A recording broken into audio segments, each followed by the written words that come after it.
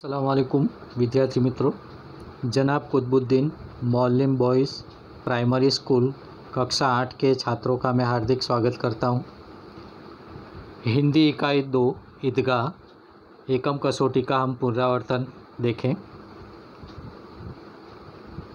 विद्यार्थी मित्र, आपको पता ही होगा ईदगाह यानी ईद जब होती है तब खुले मैदान में जहां पर नमाज़ पढ़ी जाती है उसे ईदगाह कहते हैं। ईदगाह कहानी है। प्रेमचंद एक महान लेखक थे। साधारण आदमी के सुख दुख का उन्हें गहरा अनुभव था। वे मानव मन के कुशल चितेरे थे। ईदगाह उनकी श्रेष्ठ कहानियों में से एक है। इस कहानी में एक गरीब बालक की प्रतिभा, उसके त्याग और उसकी व्यावहारिक बुद्धि का परिचय मिलता है। प्रश्न 1, निम्नलिखित प्रत्येक प्रश्न के उत्तर के लिए दिए गए विकल्प में से सही विकल्प चुनना है हमें। पहला, खाली जगह अमीना का पोता था। तो कौन अमीना का पोता था? हामिद। नंबर 2, अमीना अपने को क्या समझती थी? अमीना अपने को भाग्यहीन समझती थी। नंबर 3, खिलौने देखकर कोई क्या नहीं देगा? खिलौने देखकर कोई दुआएं नहीं देगा। नंबर 4, हामिद को किसने साथी बनाया? तो हामिद को महमूद ने साथी बनाया। नंबर 5, ईद की नमाज़ पढ़ने की जगह को क्या कहते हैं? तो ईद की नमाज़ पढ़ने की जगह को ईदगाह कहते हैं। आगे देखिए प्रश्न 2, कोष्ठक में से उचित शब्द चुनकर रिक्त स्थानों की पूर्ति हमें करना है। नंबर 1, खाली जगह में पूरे 30 रोज़ों के बाद आज ईद आई है, रमज़ान। नंबर 2, रोज़े बड़े बूढ़ों के लिए होंगे, बच्चों के लिए तो खाली जगह है। क्या है? ईद है। नंबर 3, उनकी अपनी जेबों में तो खाली जगह का धन भरा हुआ है, कुबेर। नंबर 4, हामिद का बाप गत वर्ष हैज़े की भेंट हो गया। हैज़ा यानी गुजराती में આપણે એને કોલેરો કહીએ છીએ। नंबर 5, हामिद अमीना को खाली जगह कहता है, अम्मा। नंबर 6, हामिद को ख्याल आया दादी के पास खाली जगह नहीं है, चिमटा। प्रश्न 3, सही वाक्यांश चुनकर विधानों को पूर्ण कीजिए। उसमें पहला, गांव में बड़ी हलचल थी क्योंकि लोग ईदगाह जाने की तैयारियां कर रहे थे। नंबर 2, चिमटे का दाम सुनकर हामिद का दिल बैठ गया क्योंकि उसके पास केवल 3 पैसे थे। नंबर 3, दूसरे लड़के भी चिमटा खरीदना चाहते थे क्योंकि हामिद के चिमटे ने सबको मोहित कर दिया था। नंबर 4, अमीना का क्रोध स्नेह में बदल गया क्योंकि उसने हामिद में त्याग, सद्भाव और विवेक जैसे गुण देखे। प्रश्न 4, निम्नलिखित प्रश्नों के उत्तर एक एक वाक्य में लिखिए। सवाल 1, रोज़े के दिन मुसलमान क्या करते हैं? रोज़े के दिन सूर्योदय से सूर्यास्त तक कुछ भी न खाने पीने को अर्थात उपवास को रोज़ा कहते हैं। रोज़ा मुसलमानों का एक मजहबी फ़र्ज़ है। सवाल नंबर 2, रमज़ान ईद के दिन मुसलमान कहाँ जाते हैं?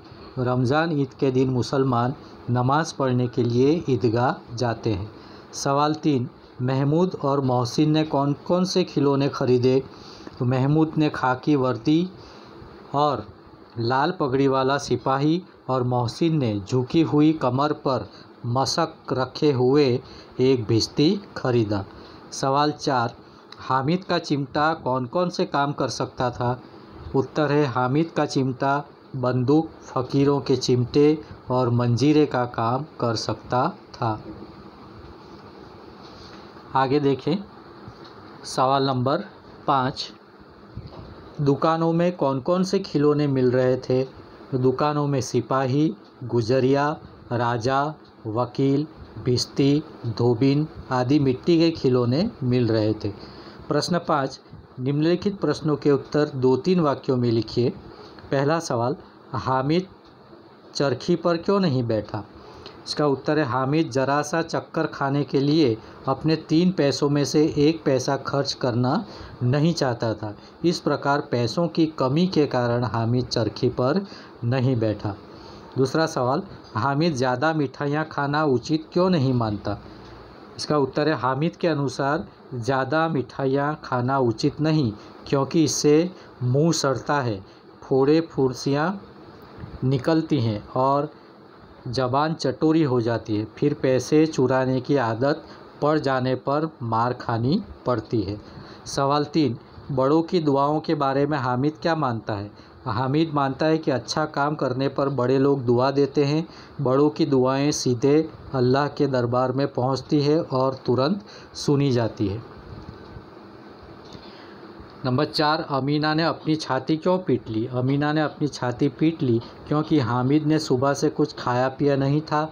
मेले में खाने पीने की कोई चीज़ न लेकर वह लोहे का चिमटा खरीद लाया था। प्रश्न 6, निम्नलिखित प्रश्नों के उत्तर लिखिए। पहला, बूढ़ी अमीना ईद को क्यों कोस रही थी? बूढ़ी अमीना बहुत दुखी थी। एक ही वर्ष में उसका जवान बेटा और बहू दोनों चल बसे थे, यानी मर गए थे। अब सिर्फ छोटा पोता हामिद ही बचा था। हामिद के पास न जूते थे न ढंग के कपड़े। ईद के दिन भी अमीना के घर अनाज का दाना नहीं था। धन के नाम पर उसके बटुए में 5 पैसे और हामिद के पास 3 पैसे थे। इसी बदहाली के कारण अमीना ईद के दिन निराशा में डूबी हुई थी और ईद को कोस रही थी। सवाल 2, हामिद मेले में जाने लगा तो अमीना उसके लिए क्यों चिंतित थी? गांव के दूसरे लड़के अपने अपने बाप के साथ मेले में जा रहे थे। हामिद के तो माँ बाप मर चुके थे। अमीना उसे अकेले कैसे भेजती? उसे डर था कि कहीं भीड़ में हामिद खो न जाए। 3 कोस का सफ़र था और हामिद के पाँव में जूते भी नहीं थे।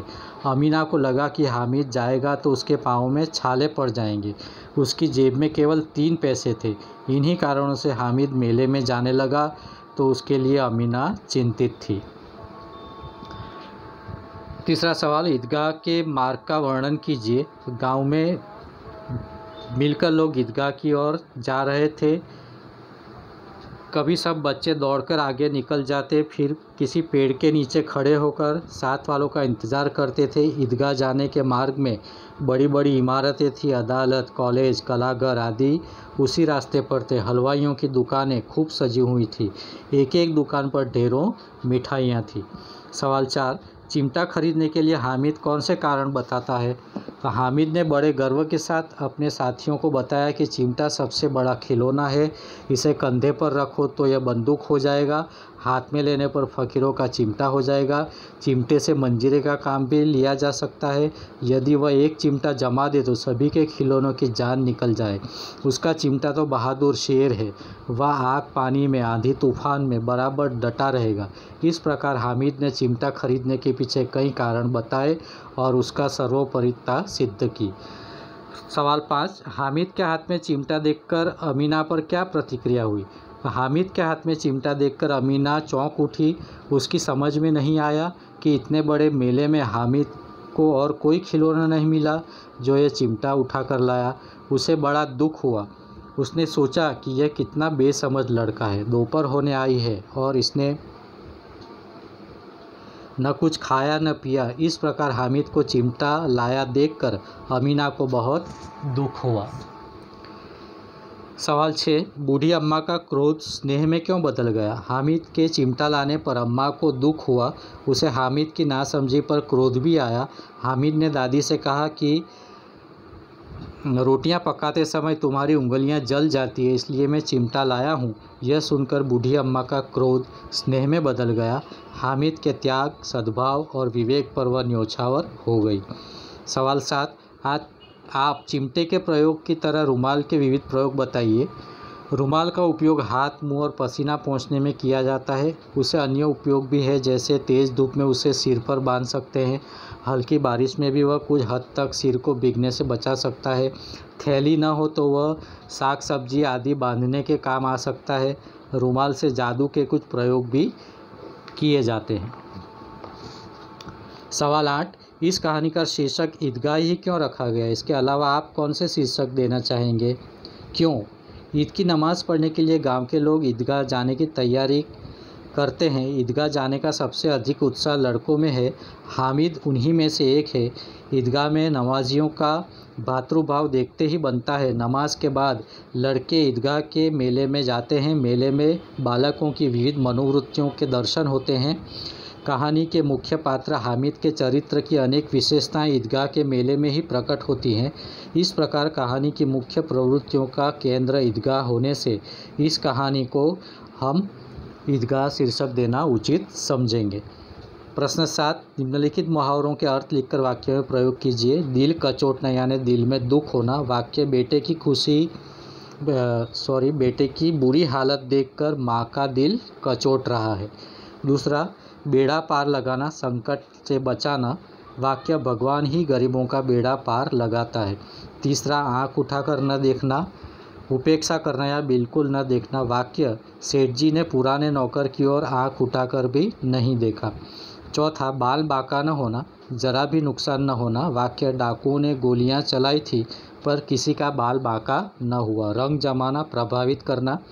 देखते ही देखते सुरेश चतुर्वेदी ने अपने कविता पाठ में श्रोताओं पर रंग जमा दिया। छठा, माटी का चोला माटी में मिलना यानी मर जाना, नष्ट हो जाना। एक दिन मनुष्य का माटी का चोला माटी में मिल जाता है। छाती पीट लेना, दुख प्रकट करना। बेटा गुस्से में आकर चला गया तो माँ ने छाती पीट ली। बेटे की बुरी करतूतों ने माँ का दिल चीर लिया। प्रश्न 8, निम्नलिखित शब्दों का समानार्थी शब्द लिखना है। ठंडा शीतल, खुश प्रसन्न, दीन गरीब, प्राचीन पुरानी, प्रेम स्नेह, अंधेरा अंधकार। प्रश्न 9, विरोधार्थी शब्द। नई पुरानी, घृणा प्रेम अथवा स्नेह, प्रकाश अंधकार अंधेरा, उष्ण शीतल, खिन्न प्रसन्न, अमीर गरीब, आश्रित अनाश्रित, अवनति उन्नति, भीतर बाहर। प्रश्न 10, तुम भी हामिद की तरह किसी न किसी मेले में गए होंगे। वहाँ तुमने क्या खरीदा और क्यों? दिसंबर के आखिर हफ्ते में हमारे यहाँ से कुछ दूर भवानी मंदिर के पास मेला लगता है। इस भवानी मेला कहते हैं। पिछली बार मैं भी अपने मित्र के साथ इस मेले में गया था। मेले में तरह तरह की चीज़ें की दुकानें थी। समझ में नहीं आ रहा था कि क्या लूँ क्या न लूँ। मेरे पास ज़्यादा रुपए नहीं थे, इसलिए सोचा कि ज़रूरत की चीज़ें ही लूँ। मेरे पास लिखने के लिए अच्छा पेन नहीं था। दुकानदार के भरोसा दिलाने पर मैंने एक पेन खरीदा। ठंडी के दिनों में दादाजी के कानों में ठंडी हवा लगती थी। उनके लिए मैंने गुलबंद खरीदा। छोटी बहन के लिए गुड़िया खरीदी। मेरे मित्र भी अपनी ज़रूरत की चीज़ें खरीदी। शाम को हम घर लौटे। गुलबंद पाकर दादाजी खुश हुए। गुड़िया पाकर छोटी बहन खुशी से उछल पड़ी। मेरा पेन देखकर पिताजी खुश हुए। बोले, काम की चीज़ें खरीदकर तुमने अपनी समझदारी बताई है। विद्यार्थी मित्रों, आपको ये वीडियो बार बार रिपीट करके उसे स्टॉप करके पुनरावर्तन करना है। इसके वर्कशीट भी मैं आपको दूंगा। ये वीडियो आपको अच्छा लगा हो तो इसे लाइक करें और चैनल को सब्सक्राइब करना न भूलें। Thank you.